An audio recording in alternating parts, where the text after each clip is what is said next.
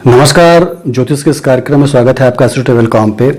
और इससे पहले यदि आपने मेरे चैनल को सब्सक्राइब ना किया हो तो इसे आप सब्सक्राइब करें, साथ ही बेल आइकॉन को भी जरूर आप प्रेस करें ताकि इस तरह की जो आपके जीवन से जुड़ी हुई जानकारियां हैं, यानी ग्रहों के गोचर क्या हो रहे हैं, ग्रहों के गोचर का असर आपके क्या पड़ेगा शारीरिक स्तर पे, आर्थिक स्तर पे या मानसिक स्तर पे क्या असर पड़ेगा, उससे संबंधित जानकारी इस वीडियो में रहती है, इस तरह की वीडियो में। तो इसके नोटिफिकेशन आपको समय समय पर मिलते रहें और आपके आने वाले जीवन के बारे में जानकारी आपको आसानी से सुलभ होती रहें।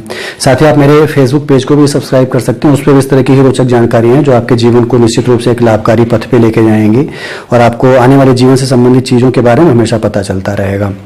तो कालचक्र की जो नवीं राशि, चूंकि सभी राशियों की वीडियो बनती आ रही है, उसमें कालचक्र की जो नवीं राशि है धनु राशि, इसका कैसा गुजरेगा आने वाला जून महीना। और जून महीने को यदि हम देख लें तो जून महीने में खासतौर से कुछ चीजें अच्छी हो रही हैं, कुछ बुरी हो रही हैं। खासतौर से देखा जाए तो तीन ग्रह वक्री हो रहे हैं, यानी शनि है, बृहस्पति है और शुक्र है, ये वक्री हो रहे हैं। साथ ही एक ग्रहण योग बन रहा है, यानी 21 जून को कह सकते हैं पूर्ण सूर्य ग्रहण योग बन रहा है और मिथुन राशि में बन रहा है। और आपके लिए कह सकते हैं कि ये आपके 7वें भाव में बन रहा है, तो थोड़ा सजग रहना है अपने दाम्पत्य जीवन को लेकर, अपने व्यापार को लेकर, ये सारी चीजें लेकर सजग रहेंगे। तो आइए ये सारी चीजों का क्या क्या गोचर हो रहे हैं और क्या क्या प्रभाव पड़ रहे हैं, उनसे बचने के क्या उपाय हैं और कैसे पूजा की जाए ताकि ये अच्छे फल मिल सके, इस पर आधारित वीडियो है। शुरू से लेकर तक जरूर आप इस वीडियो को देखें तो आपको निश्चित रूप से इसका लाभ भी मिलेगा। तो शुरू करते हैं, पहले हम मंगल को ले लेते हैं। मंगल का गोचर है, शनि केतु है, राहु है, बृहस्पति है, ये सारे के गोचर बहुत ही लंबे समय तक के लिए होते हैं। तो फिलहाल अभी ये जून महीने में एक तरह से ट्रांजिट नहीं करने जा रहा है, अभी सितंबर अक्टूबर के आसपास या नवंबर के आसपास करेंगे, तो उसकी वीडियो अलग से बनेगी। फिलहाल अभी जो जैसे मंगल को ले लें, बुध को ले लें, सूर्य को ले लें, शुक्र को ले लें, शुक्र भी इस बार लंबा गोचर किए हुए है और 31 जुलाई तक उसी भाव में रहने वाला है। तो शुक्र को भी यदि हम छोड़ दें तो जून महीने में मुख्यतः सूर्य के, बुध के और मंगल के गोचर हैं एक तरह से। तो मंगल जो है वो 18 जून के आसपास आपके 3rd हाउस से निकलेगा, 4th हाउस में जाएगा और बृहस्पति की राशि यानी मीन राशि में जाएगा, मित्र राशि में जाएगा, तो फल अच्छे लेके आएगा आपके लिए, कह सकते हैं यहाँ पे। और सुख में वृद्धि करना, धन में वृद्धि करना, जमीन में वृद्धि करना, कह सकते हैं भूमि में वृद्धि करना और आपके मकान के चीजों में वृद्धि करना, इन सारी चीजों में जरूर वृद्धि करेगा मंगल। जब भी चतुर्थ भाव से रिलेटेड हो, चूंकि मंगल को माना जाता है कि भूमि से संबंधित होता है, तो वो लोग जो जमीनों का बिजनेस करते हैं, मल्टी स्टोरीज का बिजनेस करते हैं, उनके लिए बड़े अच्छे फल लेके आएगा। नए नए प्रॉस्पेक्ट आपको मिलेंगे, चूंकि मंगल की 7वीं दृष्टि जो है आपके रहेगी 10वें भाव पे, तो कर्म आपके बड़े अच्छे उस हिसाब से हो जाएंगे। तो अच्छे ऐसे लोगों से संपर्क बनना जो कि जमीन के कामों से जुड़े हुए हैं, उच्च अधिकारी हैं और आपके भी काम निकलना, ये सारी चीजें मंगल यहाँ पे देगा आपको आने वाली जून के महीने में। मंगल की जो 4थी दृष्टि है देख सकते हैं आपके 7वें हाउस पे पड़ेगी। 7वें हाउस में मैंने पहले ही बताया कि आपका प्रभावित है, ग्रहण दोष से प्रभावित है। सूर्य राहु का ग्रहण दोष सही है, सूर्य बुध का जड़त्व दोष सही है। साथ ही यहाँ पे 21 जून को ग्रहण योग भी बनने वाले हैं। सूर्य ग्रहण का जो है वो एक लंबा योग बनेगा, कह सकते हैं, यानी पूर्ण सूर्य ग्रहण पड़ेगा यहाँ पे और सुबह करीब 9:15 पर शुरू होगा और करीब 5 घंटे 48 मिनट यानी 6 घंटे के आसपास कह सकते हैं कि ये लंबा चलेगा। तो यहाँ पे ये बताता है कि आपको, और इसका सूतक भी लंबा होगा, जब पूर्ण सूर्य ग्रहण पड़ता है लंबे समय तक के लिए पड़ता है तो इसका सूतक काल भी करीब 12 घंटे का होता है। तो 12 घंटों तक आपको, यदि आप स्वस्थ हैं पूरी तरह से, किसी दवा पे नहीं चलने या बहुत जरूरी है दवाई खाना आपके लिए, तो आपको निश्चित रूप से एक स्वच्छ और शांत मन से, एक भक्ति भाव वाले मन से आपको इस 12 घंटों को निकालना चाहिए। तो आपके कर्म अच्छे होने पे भाग्य भी आपका साथ देता है, ये चीज हमेशा देखी गई है। तो इसके जो फल है वो भी आपको थोड़े न्यूनता से मिलेंगे, पाप प्रभाव इसमें कमी आ जाएगी इसकी, ये कह सकते हैं आप यहाँ पे। तो 7th हाउस आपका प्रभावित होगा यहाँ पे। मंगल की ये सारी चीजें, मंगल चूंकि आपके सुख भाव में है और अष्टम दृष्टि उसके आपके लाभ भाव पे पड़ रही है, तो मंगल सारी चीजें बढ़ा रहा है। मंगल सिर्फ आपकी 4थी दृष्टि जो आपके 7वें भाव पे डाल के आपके व्यापारिक जीवन को कह सकते हैं या आपके दाम्पत्य जीवन में थोड़ी कमी लाने का प्रयास कर रहा है। आपके वाइफ से थोड़ी पटना या दाम्पत्य जीवन में दरार पड़ना आपके अपने वाणी के कारण, आपके व्यवहार के कारण, तो इसमें थोड़ी आप जो है एक सावधानी रखें, एक पोलाइटनेस रखें, तो ये चीजें भी नहीं होंगी। उपाय इसका मैं लास्ट में आपको बताता हूँ कि सूर्य ग्रहण का उपाय आपको क्या करना है। साथ ही शुक्र को देख लें तो शुक्र वक्री होगा, 6ठे भाव में वक्री होगा और चूंकि कह सकते हैं कि खुद की राशि में है यहाँ पे, तो ऋण लेने में, फाइनेंस कराने में और रोगों से लड़ने में और शत्रुओं से पे विजय प्राप्त करने में, इन सब में आपको सफलता देगा। लेकिन यदि आपकी कुंडली में वक्री है तब तो आप फाइनेंस कराने की तरफ जाइए, क्योंकि वक्री शुक्र जो होता है 6ठे भाव में, ये फाइनेंस की सुविधाएं देता है। आप ले भी लेते हैं आसानी से और चुका भी लेते हैं आसानी से, यानी उस पैसे को जहां आप इन्वेस्ट करते हैं उसका पूरा प्रतिफल आपको मिलता है, आप चुका भी लेते हैं। लेकिन यदि शुक्र आपकी कुंडली में वक्री नहीं पड़ा हुआ है, मार्गी पड़ा हुआ, तो इस वक्रत्व काल में कम से कम न लें आप ऋण या फाइनेंस, क्योंकि ये चीज़ें पैसे फंसने का द्योतक हो जाती हैं। यानी आपके पैसे फंस सकते हैं, समय पे आप उसे चुका नहीं पाएंगे, रिकवरी की नोटिस आ जाएगी, ये सारी चीज़ें शुक्र दिखाता है यहाँ पे। तो इससे आपको बच के रहना है, खासतौर से इस महीने में। और यदि वक्री है तो बड़ा ही अच्छे अवसर है आपके लिए कि आप फाइनेंस कराएं चीज़ों को और उससे काम करना शुरू करें। उस काम जरूर आपका फलित होगा, उससे आप ऋण भी चुका लेंगे। ये सारी चीज़ें आपको शुक्र यहाँ पे देगा जून के महीने में।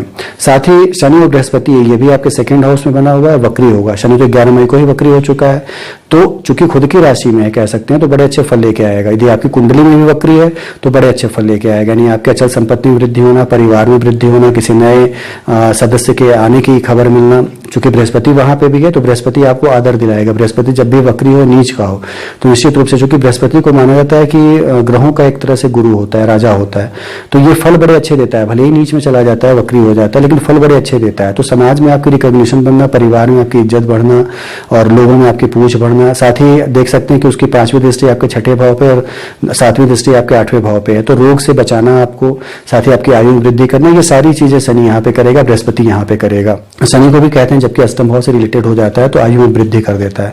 तो आयु के साथ आपके कुछ भी नहीं होने जा रहा, आयु आपकी अच्छी बनी हुई है, आरोग्य का सुख भी अच्छा बना हुआ है, बहुत सी बीमारियां भी आपको नहीं होने वाली, क्योंकि 6th हाउस आपका अच्छे भाव में प्रभावित है, बहुत ज्यादा बुरे भाव से नहीं प्रभावित है ये। तो आप स्वस्थ रहेंगे, आरोग्य का लाभ ले लेंगे, साथ ही धन कमाने में भी वृद्धि होने वाली है आपके, तो इसका जरूर आप लाभ उठाएं। प्रभावित आपका है सब 7th हाउस, चूंकि सूर्य जो है फिलहाल अभी 6th हाउस में है, लेकिन 14 जून के आसपास से जाएगा 7th हाउस में। तो ये दिखाता है कि 14 जून के बाद और खासतौर से 18 जून के बाद ये सारी चीजें और बढ़ने वाली हैं, यानी बुरे प्रभाव और बढ़ने वाले हैं। और 21 जून को जब सूर्य ग्रहण लगेगा, चूंकि राहु और मंगल के नक्षत्र में ही लगेगा, यानी राहु आद्रा नक्षत्र और मंगल के मृगशिरा नक्षत्र में लगेगा, तो एक तरह से कह सकते हैं महामारी में जरूर कमी आएगी, यानी इस कोरोना के संकट में जरूर कमी आएगी। लेकिन फिर भी जो विस्फोटक योग जो बनेगा, ये दिखाता है कि ज्वालामुखी का विस्फोट होना, बाढ़ आना या भूकंप आना, या कह सकते हैं गृह युद्ध होना, एक देश का दूसरे देश से युद्ध हो जाना, ये सारी चीजें दिखाता है कि चलेगा। और सूर्य ग्रहण का जो प्रभाव होता है अगले 3 महीनों तक लगातार रहता है, तो इन 3 महीनों में ये सारी घटनाएं जरूर होंगी। तो अब आने वाले समय में अगले 3 महीनों तक आपको अपने व्यापार को लेकर सजग रहना है, अपने दाम्पत्य जीवन को लेकर सजग रहना है, अपनी वाणी पर नियंत्रण रखना है। तो चीजें जो है एज यूजुअल गुजरती रहेंगी। समय एक सा नहीं रहता, हमेशा परिवर्तनशील है, कभी अच्छा कभी खराब चलता रहता है। तो खराब तो नहीं चल रहा है आपके लिए, सारी चीजें अच्छी बनी हुई हैं, लेकिन अपने व्यापार में आप चाहते हैं सजग रहें, पैसा आपका न फंसे, तो बहुत ही निर्णय लेने के बाद किसी कार्य को करिएगा, समझने के बाद कार्य को करिएगा। बस एक लाभ कमाने के उद्देश्य से कि तुरंत इतना लगाएंगे इतना पा जाएंगे, ये करने का प्रयास मत करिएगा आप। तो चीजें फिर आपको सारी अच्छी मिलती रहेंगी। तो ये पूरा एक लेखा जोखा था आपका धनु राशि का, कह सकते हैं कि कैसा गुजरेगा उनका आने वाला समय। तो इसका पूरा लाभ उठाइए। साथ ही उपाय जो कह रहा था मैं, कि उपाय करने में आप ये कर सकते हैं कि सूर्य के लिए पहले सूर्य को जल देना शुरू करें, क्योंकि सूर्य जो है आपके व्यापारिक भाव को, आपके दाम्पत्य जीवन को ग्रहण दोष से ग्रसित कर रहा है, एक तरह से कह सकते हैं, कुछ महीनों तक करता रहेगा कह सकते हैं। तो इसके लिए आपको ओम घृणी सूर्याय नमः का पाठ करना है, जो कि सूर्य का बीज मंत्र कहा जाता है। और सूर्य के लिए कहा जाता है कि सूर्य के लिए उसका जो जौ अनाज जो है वो जौ या चावल नहीं है, उसके लिए गेहूं है, यानी गेहूं डाल के यदि आप सूर्य को जल देते हैं तो वो सूर्य का अनाज माना जाता है। रोटी थोड़ी सी डालें, थोड़ा सा गेहूं उसमें डालें और सूर्य को यदि आप अर्घ देते हैं और ओम घृणी सूर्याय नमः का पाठ करते हैं, तो ये सूर्य ग्रहण का जो प्रभाव है या लंबे समय तक जो चलने वाला है उसके पाप प्रभाव में निश्चित रूप से कमी आएगी। बहुत ज्यादा अनिष्ट करके नहीं जाएगा वो। तो ये दिखा रहा है कि 7th हाउस आपका किसी तरह बचा रहेगा कह सकते हैं, और ये अनिष्टकारी प्रभाव उसमें न्यूनता आ जाएगी। साथ ही मैं बार बार बताता आता हूँ कि शनि और मंगल ये कहीं ना कहीं से सभी राशियों वालों के लिए कहीं ना कहीं से रिलेटेड है। भाव उनके अलग अलग हैं लेकिन फिर भी वो रिलेटेड है कहीं ना कहीं से। तो आपके लिए 2nd हाउस में शनि है, 4th हाउस में मंगल है, और दोनों में रिलेशन है कहीं ना कहीं से। तो सुखों में तो वृद्धि कर रहा है आपके, लेकिन आपके पारिवारिक जीवन में कहीं ना कहीं से कमी ले आ रहा है, और सुखों में वृद्धि जो है कर्म कराने के बाद दे रहा है। तो यदि चाहते हैं कि आप जो है स्थानांतरण का योग बहुत अच्छा बनाया हुआ है, यदि आप एक जगह से दूसरे जगह जाके काम करना चाहते हैं, कहीं बसना चाहते हैं, तो योग बड़े ही अच्छे बने हुए हैं आपके लिए। लेकिन आपके सुख में जो है वो थोड़ी व्यवधान डालना शनि का काम होगा, यानी माता से आपके संबंध बड़े अच्छे न रहना या पत्नी से संबंध आपके न पटना, ये सारी चीजें दिखा रहा है कि शनि मंगल ये देने जा रहा है, सुख में आपके मानसिक रूप से व्यवधान डालने जा रहा है। तो करना आपको ये है कि शनि और मंगल की भी आराधना करनी, खासतौर से हनुमान की आराधना करिए। शनि मंगल को करते हैं तो भी करिए, रोज करते हैं तो बहुत अच्छा, नहीं शनि और मंगलवार को तो जरूर आप करें, तुलसी की माला चढ़ाएं, हनुमान चालीसा का पाठ पढ़ें। हालांकि इसके लिए बजरंग बाण का पाठ करना बहुत ही अच्छा होता है, यदि बजरंग बाण का यदि आप पाठ करते हैं तो बड़े ही अच्छे फल मिलते हैं, लेकिन थोड़ा लंबा होता है इसलिए सब लोग नहीं कर पाते हैं। लेकिन फिर भी यदि आप इन दिनों में तुलसी की माला चढ़ाते हैं, सिंदूर से उनका श्रृंगार कराते हैं या हनुमान चालीसा पढ़ते हैं तो निश्चित रूप से इसके लाभ बड़े आपको अच्छे देखने को मिलेंगे आने वाले अपने समय में। तो ये जरूर आप करें, तो ये पूरा जीवन जो है आपका कह सकते हैं ये 2-3 महीने तो गुजर ही जाएंगे, और लगातार यदि आप ये करते रहो तो जीवन भी आपका उन्नति के पथ पे अग्रसर होता जाएगा, उन्नति के पथ पे गतिशील होता जाएगा। तो ये सारी चीजें आपको करनी है। और यदि आपके इसके अलावा भी कुछ सवाल बचे हुए हैं या यदि अपनी कुंडली संबंधित कुछ जानना चाहते हैं तो नीचे दिए नंबरों पे आप कांटेक्ट कर सकते हैं, अपनी कुंडली के बारे में पूछ सकते हैं, कुंडली बनवाना चाहें तो बनवा भी सकते हैं आप। और साथ ही आपके यदि आगामी जीवन को परेशानी चल रही है, आने वाले जीवन के बारे में कुछ पूछना चाहते हैं तो उस पर भी आपको सारे एक उचित विश्लेषण के बाद आपके कुंडली के एक जो है आपको परामर्श दिया जाएगा।